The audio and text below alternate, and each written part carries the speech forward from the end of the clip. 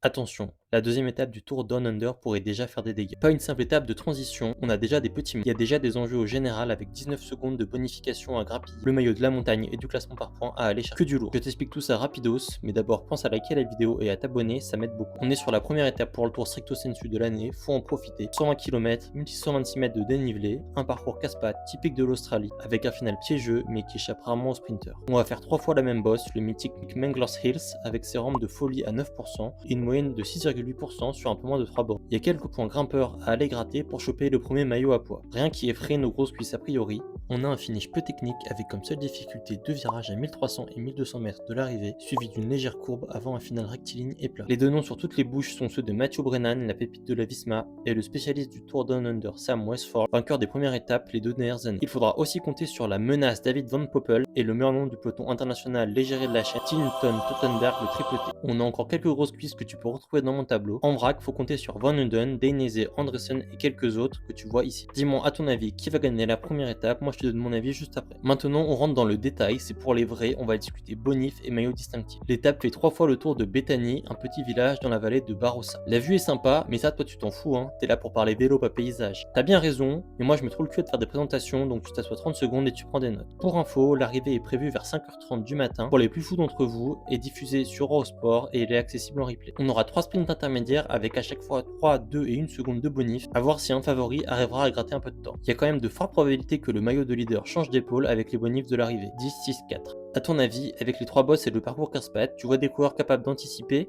ou ça se termine en sprint? Moi je vois quand même Mathieu Brennan s'imposer dans la lignée de sa saison néo-pro de haute volée. Dis-moi ce que tu en penses en commentaire, claque ton meilleur like et abonne-toi pour d'autres contenus de ce type.